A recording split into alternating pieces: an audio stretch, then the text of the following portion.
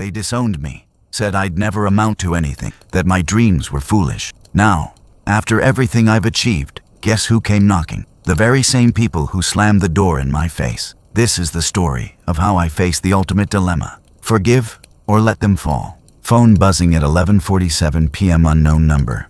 You answer because emergencies live in late hours. A familiar voice breathes. We were wrong.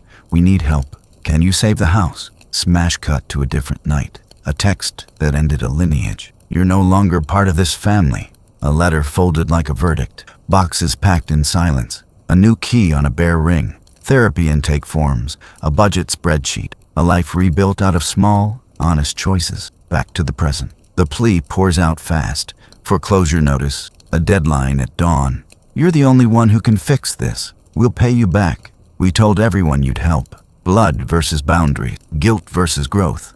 Obligation versus consent. You hear the old script. Fog, fear, obligation, guilt. Dress itself in urgency and love bombing. You also hear the hum of what you've built. Rent paid on time, credit repaired, savings with names, mornings without panic. Success did not just arrive, it was assembled. One request can take it up. So here's the hinge this story turns on. When relatives who cut you off return after your success, how do you move from adrenaline to evidence? How do you verify need, set conditions, and decide without losing your hard-won stability or yourself? Do you wire money tonight because they said family? Or do you ask for documents, dates, and a third-party point of contact? Do you accept public pressure or insist on private due diligence? Is this reconciliation or reputational cleanup? We freeze the screen on the missed call banner and the screenshot of that disownment text, side by side. One promises crisis, one remembers harm. Between them lives your choice. No contact, help with guardrails, or not now, not like this. Take a breath. We will unpack the next 72 hours and show the calm path through the noise. Tonight's plan is simple. Slow the call, write the facts, verify the claim, choose a boundary. Compassion isn't a blank check. Help without guardrails isn't help. Keep your receipts, protect your peace, and decide by values, not pressure. Ready? Breathe. We begin. Right here, together. Here's the plan. We'll reconstruct the arc that brought you to a midnight ask. Disownment, the quiet labor of no contact. First wins built from small routines. And the moment the phone lit up again with love bombing, emergencies, and public pressure. We'll map the 24-72 hours around the request step by step. The initial message, the facts you write down, documents you request, who you loop in, what you decline, and how you decide without torching your peak. This episode is composite, inspired by multiple real cases, and we've redacted identifying details and timeline. Where a claim would be uncertain in life, we'll label it allegedly or according to, and we'll distinguish screenshots from recollection. Our aim is empathetic, source-minded storytelling. Receipts over rumors, patterns over outrage, dignity over spectacle. Method matters. We'll show a calm protocol you can borrow. Slow the call. Move the conversation to text or email. Ask for verification. Notices, balances, deadlines, contact info for lenders or landlord. Validate via third parties. Never via links someone helpful forwards. Decide inside a boundary window. After sleep, never at 11:59 p.m. If you help, route aid through vendors or escrow, not personal accounts. Set terms in writing. If you decline, offer a brief, non-negotiable statement and a list of neutral resources. We'll chart the re-entry pattern so you can see it coming. A warm, "We miss you," a soft ask, a crisis, and then pressure. Church announcement, group texts. You're the only one. We'll decode manipulation scripts, ephog, fear, obligation, guilt, righteous nostalgia, and reputational cleanup, and pair each with counterscripts rooted in consent and clarity. Content advisory. This story touches on family rejection, manipulation, and financial pressure. If these themes land hard, pause or watch with someone you trust. We'll keep the tone respectful, not sensational, and we'll include U.S. resources in Section 9. Therapy directories, legal aid, financial counseling, estrangement support, and crisis lines. This video is educational, not legal or financial advice. For personal guidance, consult licensed professional. Deliverables you can save, a verification checklist, a boundary letter template, and aid with guardrails option. Gift versus loan, receipts, vendor payments, tax notes. We measure outcomes by sleep returned and budgets intact, not by applause. The promise, by the end, you'll know how to turn a late-night plea into a daylight decision that protects your stability and your self-respect, whether you choose no contact, limited assistance with conditions, or not now, not like this. Next, we define the players and stakes so the pattern stops feeling personal and starts making sense. We'll keep names generic, timelines tight, and emotions grounded, then move into who's involved, protagonist, relative, enablers, allies, to understand motives, leverage, and what each stands to lose or gain today.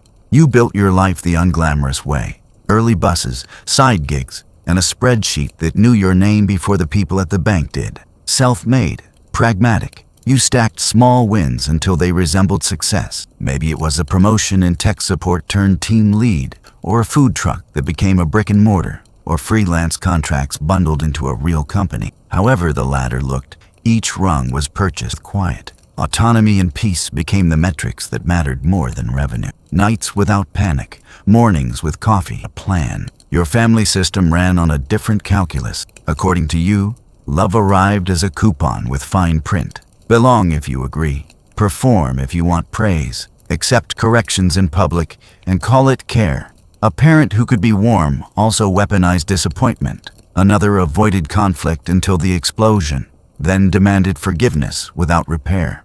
A golden child sibling hovered near the center, allegedly groomed to carry the family's image and expense accounts, while you learned to carry silence. Uncles and aunties floated in and out with opinions about duty, faith, or culture, or neighborhood reputation, stitched it all together and called the quilt tradition. The old dynamics were not abstract. Triangulation turned siblings into messengers, then judges. Boundaries were framed as disrespect. Privacy was labeled secrecy. Money moved in one direction, then came back as control.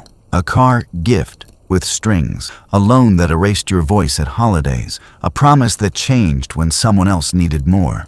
Revisionist history rewrote events to protect the elder's image. The break came after one clear refusal, a partner they would not accept, a career they dismissed, or a simple, "I can't send rent this month." The response was swift and public. "You're no longer part of this family." The group chat went silent. Your key stopped working. You left. Survival begat a new circle. A partner, if you have one, values calm over performance and text. Proud of you, not, "I told them you'd help." Friends who saw you when you had nothing stayed when the checks cleared. A mentor taught due diligence and the difference between help and rescue. A therapist helped you learn to name fog, fear, obligation, guilt, so you could exit the fog. Baristas knew your order, and neighbors learned your dog's name. Found family formed not from blood but from reciprocity. People who return a call, honor a no, and never use holidays to settle scores. The stakes are simple to say and hard to hold. Mental health versus enmeshment, the quiet you earned against the tangle you escaped. Financial safety versus open-ended obligation. A 6-month emergency fund and clean credit versus a well with no bottom. Reputation versus silence. The online whisper campaign, the church announcement, the group text subtweet against your right not to litigate your past in public. Found family loyalty versus blood ties, the people who kept you alive versus the people who claim ownership of your origin story. You cannot afford to let one late-night crisis repossess what was paid for in therapy and discipline. Everyday calm looks like manual calendar and automatic transfer, a zero-based budget, named accounts, and a workday that ends at a reasonable hour. It looks like cooking at home, 7 hours of sleep, Sundays that belong to laundry and rest, and a phone can stay face down for an evening. It includes boundaries written in plain language. I do not lend money I cannot afford to lose. I do not debate my identity. I do not attend events where insults are rebranded as jokes. Calm has receipts, rent on time, preventive health visits, quiet birthdays with fewer people and more peace. Old dynamics bring different weather. Recontact often arrives as love bombing, then converts to an emergency that somehow only you can solve. The family message machine revs, your name in prayer requests, your DMs filling with cousins who never liked a post until now. A story flipped, so the disownment reads as a difficult season. Pressure builds around phrases like, family is everything, and what will people think? Access requests follow. Bank details, a quick wire, a cosign, a visit just to talk, paired with deadlines that tremble at midnight. The danger is not compassion. It is the collapse of the boundaries that keep compassion safe. Map the leverage on both sides. You hold income streams, good credit, and a schedule that protects your health. They hold your history, shared names, and a platform in communities where reputation is currency. You risk sleep, focus, and solvency. They risk embarrassment and consequences for choices they made. The golden child stays protected. The practical question underneath the emotions is brutal and honest. What changes if you say yes, and what breaks if you say no? The answer defines the rules of engagement. The path forward is not about who deserves love. It is about process. You decide what version of contact you can sustain, what due diligence you require before offering any aid, and what you will not negotiate. You draft the terms in daylight and ask a neutral to hold them. Lawyer, therapist, elder with spine. You refuse to let urgency make your plan for you. Success made you visible. Discipline kept you safe. Keep both. Before the midnight plea, there was a slow apprenticeship in unequal exchange. Help was real, and so were the strings. A parent covered a shortfall one semester and kept the receipt like a lien on your future. An uncle coached, interviewed, and later claimed credit for the offer. Gratitude was expected in public, compliance in private. You learned to calculate hidden costs the way other kids solved math homework. Who would be in the room? What would be owed? How long the debt would last? Early asymmetries wore polite clothes. A gift car arrived with an extra key you didn't hold. The family phone plan saved money but made your call logs communal. A cosign was dangled when rent jumped, paired with conditions about where you lived and who could visit. We're investing in you, they said allegedly. So remember who's investing when we ask for help.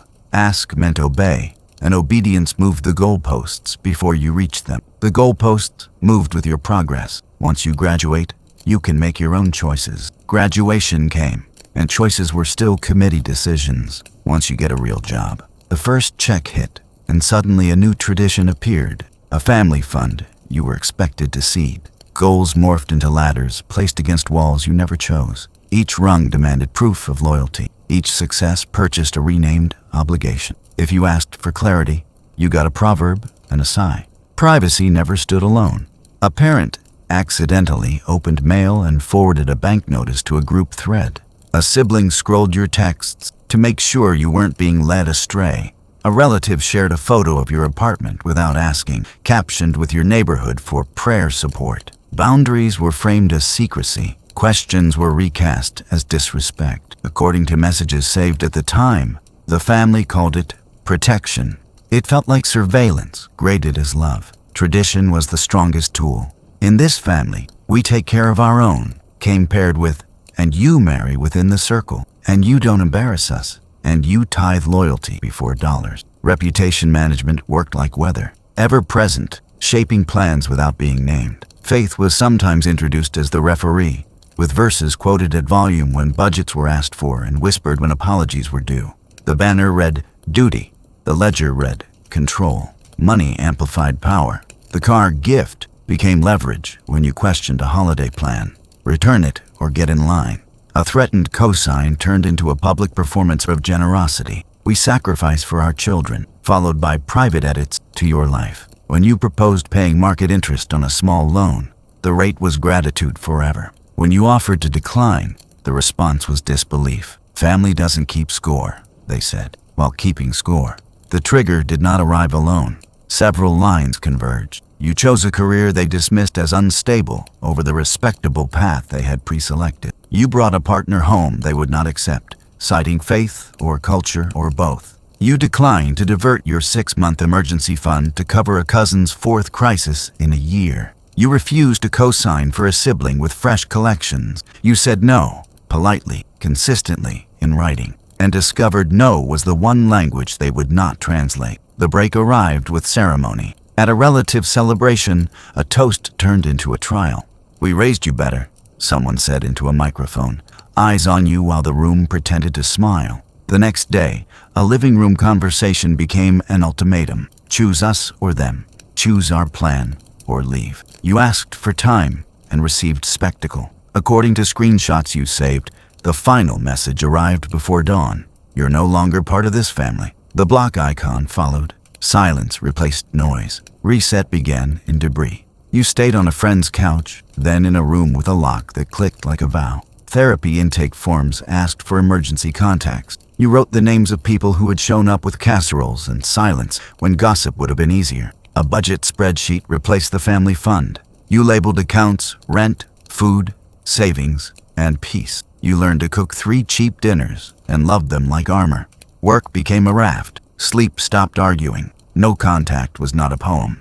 It was logistics, filters on phones, new email rule, a P.O. box, and a promise to yourself to answer only in writing. You drafted a boundary letter. No in-person visits, no surprise asks, no public posts about me. Future contact only after accountability and with a neutral present. You sent it once, then filed it. You told a mentor and a counselor. You did not explain it to those who had earned only the outcome, not the details. A new community formed around reciprocity rather than roles. Friends who had seen you broke treated you the same when your paycheck grew. A partner, if present, learned your history without weaponizing. A mentor reframed help as runway, not ownership. Neighbors watched your plants when you traveled and refused gas money because you watched theirs last month. The absence of drama felt like love. Autonomy stopped being a slogan and became a body member. Meanwhile, the old system rewrote the origin story. According to mutual acquaintances, relatives told churches or group chats that you had abandoned them. Holidays became performance art without you. Flying monkeys, well-meaning cousins, elders, family friends, sent notes heavy with obligation. Life is short. People are talking. They're getting older. Screenshots reveal how the narrative softened your refusal into a phase and hardened their decision into your fault. It hurt. It also clarified why no contact existed. Power imbalances shifted as your life steadied. Financial leverage faded when your credit repaired and your savings grew names. Emotional leverage thinned when you stopped auditioning for acceptance. Reputation mattered less when you discovered your employers, clients, and friends cared about receipt-backed work, not whispered. Duty turned into words you examined, not chains you wore. Dignity became a veto you could exercise without apology. Beneath today's ask live the same fault lines: love versus control, duty versus dignity, family reputation versus personal safety. The disownment text did not end feeling. It ended your participation in a contract written without your consent. The recontact arrives dressed as emergency, but the structure around it looks familiar. Urgency over verification, shame over accountability, only you over a plan any adult could respect. If you accept, the old calculus returns. If you decline, you risk smears and silence. If you help, it must be with rails you set. This is why we reconstruct the why. It isn't to litigate the past. It is to understand the leverage at play, so the next 72 hours are decided by values, not reflex. The person who is disowned built a life on boundaries, budgets, and boring courage. The family that disowned them trained itself to move the goalposts and call it care. The ask will test whether growth beats guilt. The next section maps the red flags in the re-entry pattern, so you can see pressure as a script, not a sign from fate. Re-entry rarely starts with an invoice. It starts with warmth. Phase 1 is love bombing. We miss you. Family is everything. No one understands you like we do. Confirmed. Screenshots show a sudden flurry of hearts and throwback photos after months, even years, of silence. Alleged. An aunt tells mutual friends there was a misunderstanding on both sides and that apologies were offered privately. The tone is honeyed. The timing suspiciously aligned with a looming bill. What's missing is accountability. No mention of the disownment, no ownership, just a jump cut to reunion. Then comes the softening ask. Phase 2 arrives as something small. Can you help with the light bill? Just a bridge until payday. It's only a few hundred.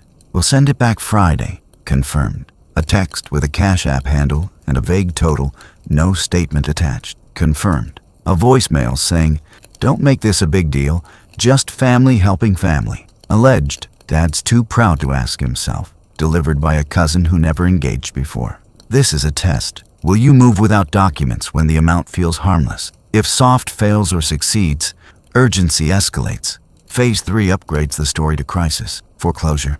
Surgery. Legal fees. We're at the courthouse now. They need a receipt before noon. Confirmed?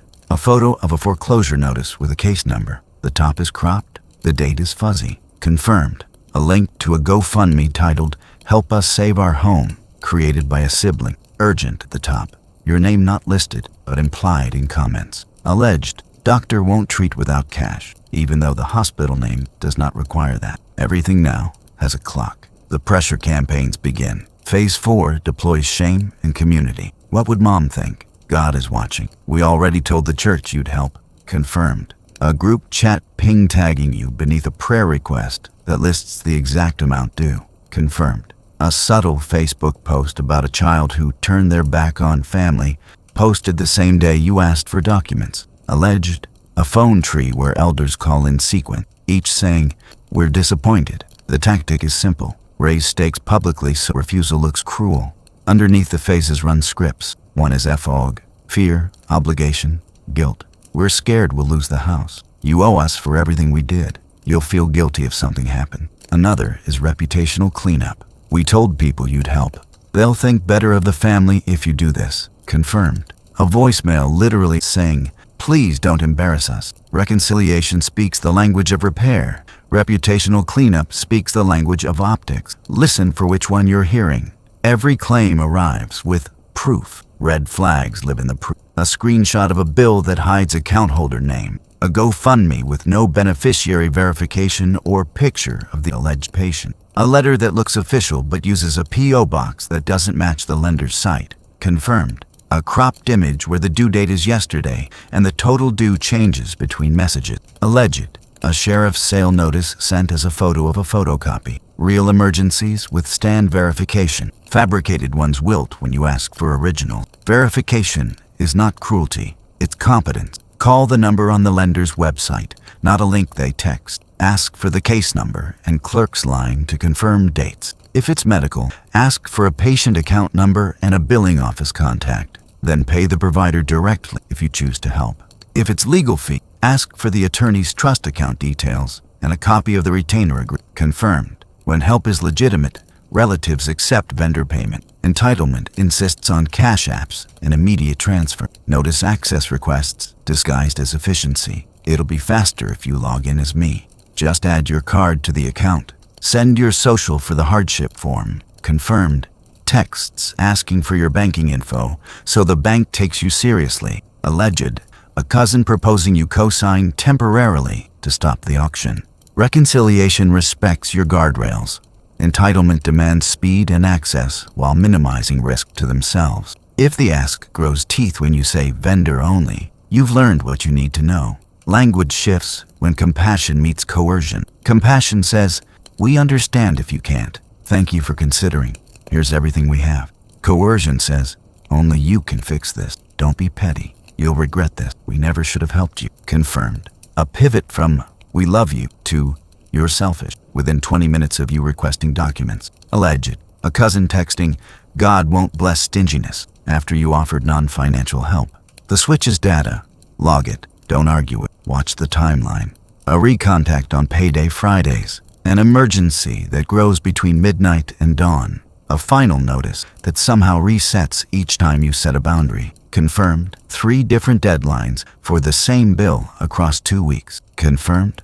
A fundraiser that adds stretch goals after you decline, then tags church friends. Urgency is a lever. If a crisis survives sleep and business hours, it is legitimate enough to verify in daylight. If it expires at 11:59 p.m., it's a tactic. Triangulation returns dressed as concern. Flying monkeys deliver messages couched in care. They're old. Don't make them beg. They're crying. They said they apologized. Confirmed. A friend of a friend DMing with details only an inner circle would know. Alleged. An elder saying, "We'll talk terms later. Send something now." Triangulation exists to keep you out of a direct conversation where accountability can be requested. Your counter is a single channel.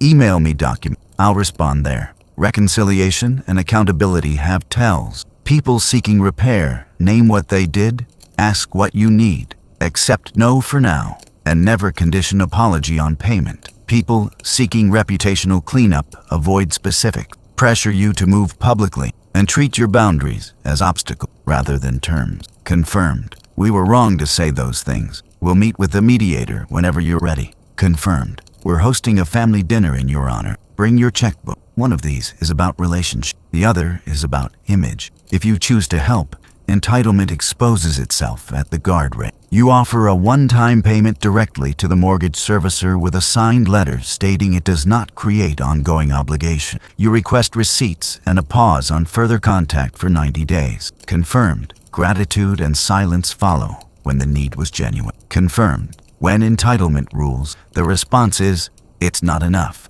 We also need utilities. Add my card. Or post publicly so people know you care. Help without boundaries becomes a pipeline. Close it. Financial predators love speed. Your safety loves process. You can slow without cruelty by naming your window. I don't make financial decisions at night. If you send documents by noon tomorrow, I'll review them with a third party and respond by Friday. You can require a mediator. All requests go through Pastor Lee and Renee, our attorney. You can redirect without shame. Here are resources: renter relief, legal aid, credit counseling. Compassion is not compliance. You are not a villain for refusing to be a plan. Document everything. Save screenshots, voicemail transcripts, and links. Write down who said what, when, and what changed after you requested proof. Patterns emerge faster on paper than in memory. If harassment begins, filters and no contact letters exist to protect your nervous system and your work. If you decide to assist, memo your terms and store receipts in a folder labeled with dates and a review point. Your future self, and any lawyer or therapist you involve, will thank you for the clarity. These phases and tells matter because they turn noise into readable signals. You are not deciding between kindness and cruelty. You are choosing between values-driven generosity and pressure-driven surrender. Reconciliation honors your agency and your guardrails. Reputational cleanup uses your resources to repaint a story that harmed you. The red flags don't tell you what to do, but they do reveal what you're actually being asked to participate in. From here, a calm verification week can replace a panicked midnight wire. That is the point. Monday, 11:47 p.m. The call lands like a flare in dark water. You listen, take a breath, and move it to text. Please write what's needed and by when. You add, I don't make financial decisions at night. The reply arrives fast. Foreclosure, tomorrow. You're the only one who can fix this. You don't argue. You write instead. Send the full notice, case number, lender and loan number, total past due, and the servicer's main line. No links, no screenshots with cropped headers. Then you put the phone face down, open a notebook, and title a page. Verification. House. Underline once. Sleep finds you because you invited it on purpose. Tuesday, 7:32 a.m. The phone shows 3 images. A notice with a fuzzy date, a photo of a door tag, and a GoFundMe link. You reply with the checklist again and add one line. I will only pay a verified vendor directly. You call the lender using the number on their website, not the one in the text. The clerk confirms an account in arrears, gives you the reinstatement amount, and reads the case number. According to the clerk, the sale isn't tomorrow. There's a cure window of 10 business days. Urgency just lost its teeth. You write figures in your notebook and circle the word window. 9:05 a.m. You loop in a mediator. All communication about this request goes to this email. You write, copying your therapist's boundary-friendly script. You add a neutral elder with spine, the one who once told you, love without repair is theater. You outline your decision tree. A. No contact. B. Limited aid via third parties. C. Structured reconciliation with accountability first. You set a review deadline. Friday, 5 p.m. You text, documents by noon today or I will not consider this round. You silence group chats preemptively and open a new folder on your drive. Family, requests, housing.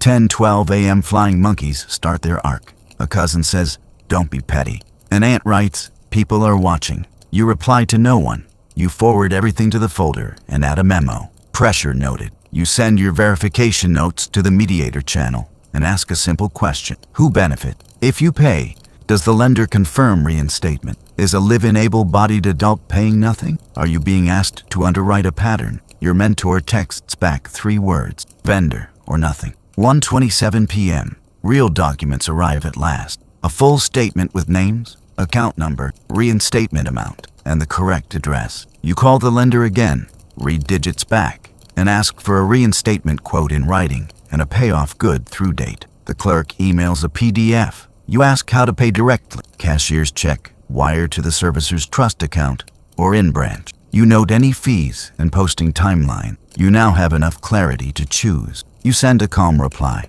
I will consider a one-time vendor-paid reinstatement. If I proceed, it will be paid to the servicer only. No cash apps, no transfers to you. 3:40 p.m. The campaign pivots to shame.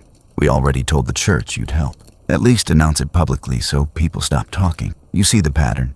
Reputational cleanup masquerading as reconciliation. You write your answer once. If I help, it will be private and direct. No public statements from any party. No access to my accounts. No future expectation. You paste it each time.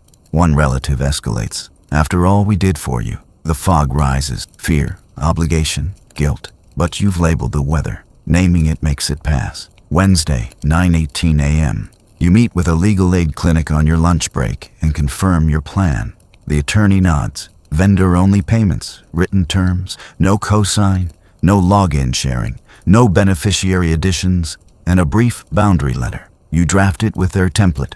One-time payment of $X directly to servicer by date, made as a gift, not a loan, without creating obligation now or in the future. Receipts to be provided by family member, and confirmation of posting by servicer. No public statement, posts, announcements, group text, before, during, or after. No access to my accounts, credit, or personal information. All future requests must be sent to email for review. No calls or surprise visits. A 90-day pause on further asks. Any recontact about money during that window ends the conversation. You read it aloud. It sounds like oxygen. 11:06 a.m.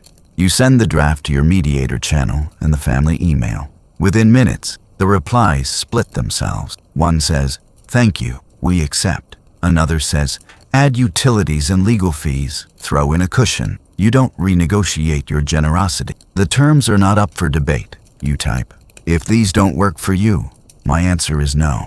You feel the old urge to explain your childhood, your therapy, your invoices. You do not feed it. Terms are cleaner than autobiography. 2:55 p.m. A sibling tries a side door. "If you send me the money, I can make the payment faster." You reply, "I will not transfer money to you. Vendor only."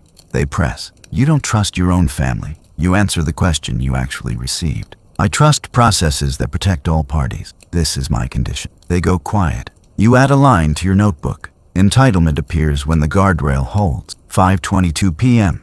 You prepare execution and alternatives. You obtain a cashier's check for the reinstatement amount, made payable to the servicer exactly as written, with account number and property address in the memo. You scan it into your folder. You also list non-cash alternatives if you decide to decline: housing counseling, legal aid contacts, an appointment with a credit counselor. You are prepared to help with rails, or to say, "Not now, not like this," with dignity and resources. Either way, you sleep because you have a plan. Thursday, 8:03 a.m. The lender's email arrives. Funds received by date will reinstate your account. Confirmation will be provided within 48 hours. You reply with a request for a posting letter on their letterhead. You send your boundary letter one more time, now with a signature line for acknowledgement. 2 relatives sign and return. One refuses and sends a long message about family doesn't do contracts. You don't correct the language. You write, "Without acknowledgement,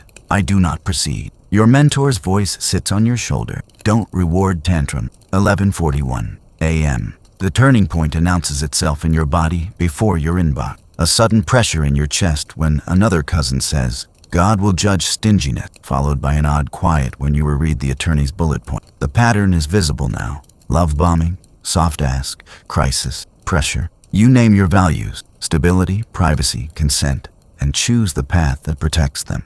"I will help with guardrails," you tell your mediator. "If they accept, I pay the servicer today. If they don't, my answer is no. And I offer resources, not access." 1:15 p.m. Execution. You drive to the servicer's local branch, present ID, and deliver the cashier's check at the counter. The teller issues a stamped receipt. You request written confirmation of reinstatement by email and ask for the next due date in writing. You forward the receipt to the mediator channel and the family email with a single line. "Paid directly to servicer. Please confirm receipt on your side." You attach the boundary letter, signed by you, and note the 90-day pause. You turn off your phone and make lunch. Success, to you, tastes like a sandwich eaten at a normal hour. 3:02 p.m. Predictably, someone tests the fence. Thank you. Can you also cover attorney fees? Another asks you to post something so people stop asking questions. You paste your earlier line. No public statements, no additional funds. Receipts only. When a guilt shot arrives, we raged. You choose not to reply at all. Your mediator forwards a 2-sentence reminder. Terms stand. The 90-day pause begins now. Silence spreads, uneven, like clouds. Friday, 9:40 a.m. The lender emails the reinstatement letter. Account current, late fees cleared, next payment due on the 1st. You print it, slide it into your folder, and exhale without performance. You send a final message. I'm glad the home is safe. I won't be discussing this further. Please honor the no contact window. You block numbers that earned it and leave a single channel open through the mediator. You tell your partner the outcome and plan a small, boring celebration. A movie, a long walk, early bedtime. 5 p.m. You review the week. First contact, verification, mediator, decision window, boundary letter. You did not wire cash at midnight. You did not explain your childhood on the phone. You did not let urgency pick your values. You chose a values-based path. Help with guardrails. If the facts had not checked out, or if terms had been refused, you were ready to choose, not now, not like this. Either way, your sleep would be the metric. Tonight, it returns. What changed most is invisible. Fog no longer runs your system. Fear bows to evidence. Obligation bows to consent. Guilt bows to boundaries on paper. Reconciliation, if it ever arrives, will be built later with accountability, not invoiced. For now, your stability remains yours. The house is saved without sacrificing your savings or your peace. And the story's hinge swings toward a future where family is a verb measured by receipts, not a spell cast at 11:47 p.m. The first ripple after payment is silent. The rare kind feels earned. A neutral elder replies, "Thank you, we received confirmation." A sibling sends a single thumbs up. 2 relatives sign the boundary letter and stop texting. You note each response, not because you need applause, but because acceptance is data. Term can be honored. Then backlash arrives on schedule. A cousin posts a verse about stingy children without names. An aunt writes, "We shouldn't have had to beg." The golden child sibling does not say thank you. They forward a utility bill within the hour, as if generosity created a pipeline. You paste your earlier line. No additional funds. Practical beats reactive. You screenshot everything, move it to the family, requests, housing folder, and tag items by type. Gratitude, neutral, pressure, boundary test. The servicer emails a reinstatement letter. You print, file, and save a PDF. You write a 1-sentence status for yourself. Account current, 90-day pause in effect. Mediator channel open, direct contact filtered. The act of labeling lowers your pulse. It also creates an audit trail should anyone claim nothing was done later. Filters go up. On your phone, known numbers remain. All others roll to voicemail. Email rules route family mail to a labeled folder and mute notification. Social media moves to friends only for 30 days. You archive a few public posts to reduce surface area for subtweets. You draft a reputational statement you hope not to use. I don't discuss private family matters publicly. If you see my name used in fundraising or posts, know I am safe and ask that my privacy be respected. It lives in your Notes app, ready if rumors leak into work or community. Care is scheduled, not assumed. You book a therapy check-in to process the adrenaline crash that often follows crisis. You tell 2 allies what you did and what you're not doing, and you ask them to mirror your boundaries back if fatigue tempts you to soften them. You keep the week as ordinary as possible. Work blocks, meals at home, a spending freeze through Friday to rebalance, sleep before midnight, movement outdoors. You treat peace like a budget category. When the urge to explain your side surges, you text your mediator instead. Witness replaces performance. The social ripple widens and sorts itself. Acceptance looks quiet. A relative leaves you alone. A thank you arrives without an ask. An elder removes a prayer request that named you. Backlash looks noisy. A group text pings at 6 a.m. with, "We also need." A concerned friend calls your office. A post implies abandonment. Love withdrawal is a tactic too.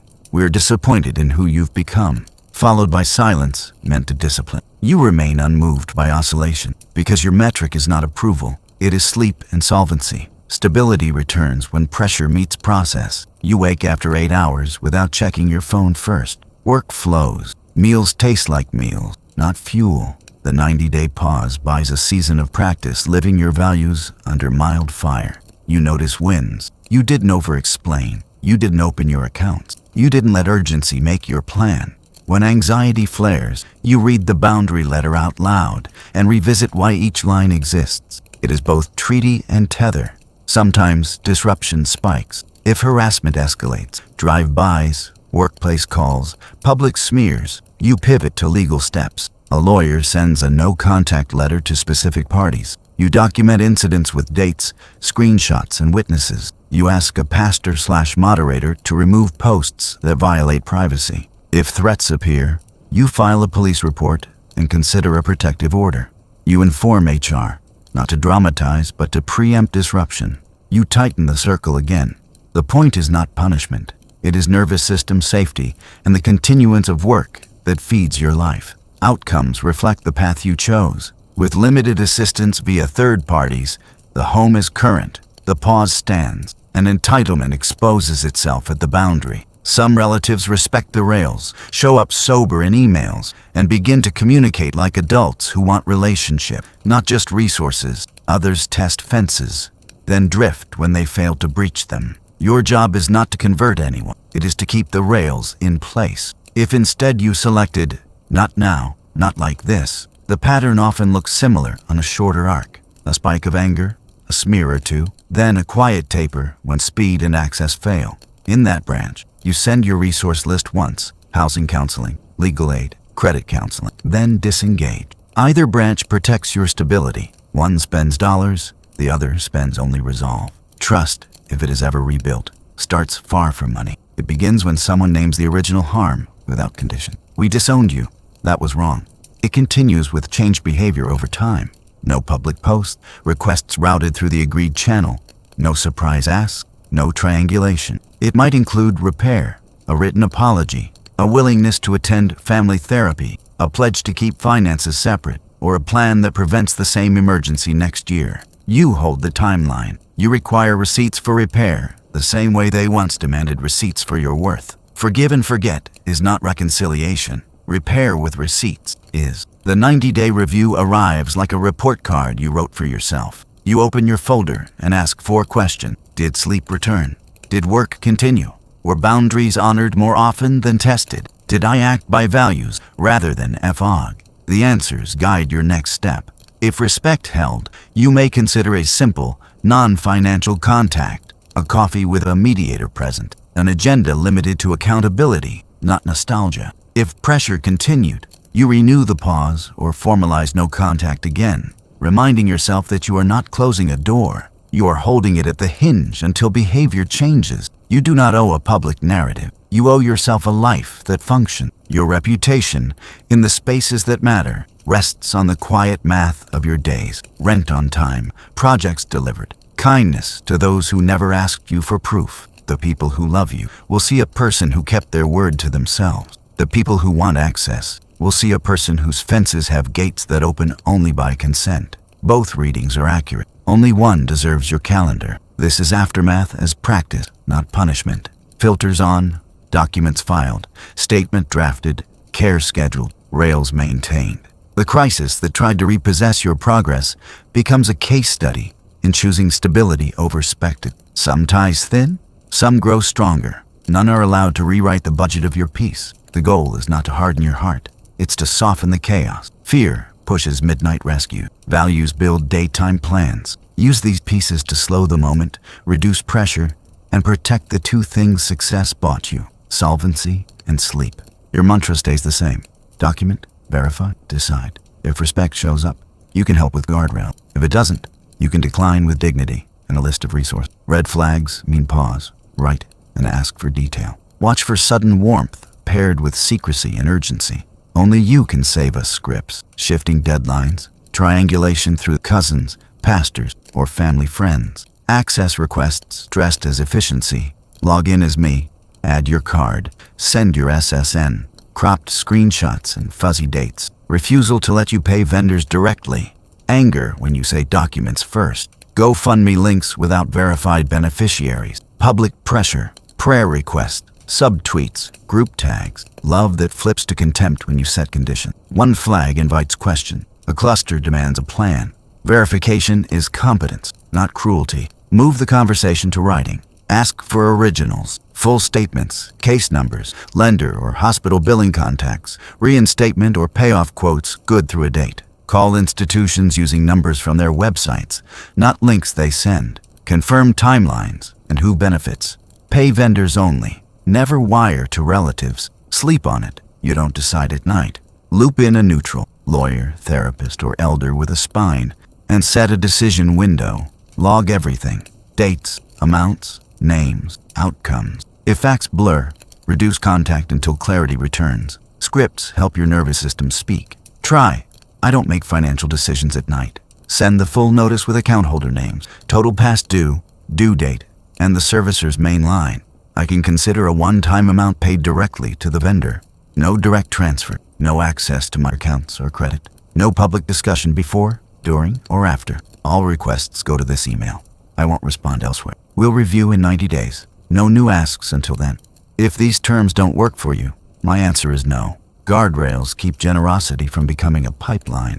Decide first whether any money would be a gift or a loan. With family, assume gift, unless you are prepared to enforce a signed promissory note. Otherwise, resentment replaces relation. If you loan, use a written agreement with schedule, interest compliant with IRS rules, and consequences for default. Expect to involve counsel. Prefer gifts you can afford to lose, paid to vendors with receipts. Avoid co-signing or adding your card temporarily. If you can't afford to own the entire debt, you can't afford to guarantee it. No tax implication. Large gifts above the annual exclusion may require filing a gift tax return. Reimbursements may be taxable to recipients in certain contexts. A CPA can advise. Protect your credit. Never share logins, social security numbers, or two-factor codes. Freeze your credit if access pressure appears. Keep proof, vendor confirmation, bank receipts, and a short memo noting what was paid, for whom, and that it creates no ongoing obligation. Put a review date on the calendar and a hard pause on further requests until then. Use resources that lighten the load. For therapy, try Psychology Today or Open Path Collective. Many clinics offer sliding scale family session. For financial counseling, the National Foundation for Credit Counseling can connect you with certified nonprofit advisors. For legal help, look up your local legal aid organization or visit the Legal Services Corporation site. For general services, dial 211. For mental health support, call or text 988 or contact NAMI's helpline for education and referrals. Peer communities for estrangement can offer language and solidarity without pushing contact. Fear-driven rescues are loud, fast, and expensive. Values-driven plans are quiet, documented, and sustainable. When in doubt, return to the triad. Document, verify, decide. If clarity drops, reduce contact. When clarity rises, decide in daylight. Your stability is not selfish. It is the ground from which any healthy generosity must grow. Write your terms once and reuse them. Keep a boundary letter template and a receipts folder. Future crises won't feel bigger. They'll feel familiar, and you'll have calmer hands. Love without respect isn't love. Help without boundaries isn't help. If this week proved anything, it's that your peace is part of the plan, not collateral damage. You didn't pick between kindness and cruelty. You chose process over pressure, receipts over reputation, values over fog. Blood may connect, but boundaries protect. Growth keeps what guilt would spend. Urgency shouts. Due diligence writes things down and pays vendors directly. Whatever you decide next, let it be something you can explain to your future self and sleep on tonight. Here's your compass when the phone lights up again. Slow the call, move to writing, ask for documents, verify with third parties, and decide in daylight. If respect shows up, you can offer help with guardrails, vendor-only payments, no access to your accounts, no public posting, receipts, and review dates. If respect doesn't, you can decline with dignity and a short list of neutral resources. Either path honors your stability and the people who kept you alive while you rebuilt. Your turn.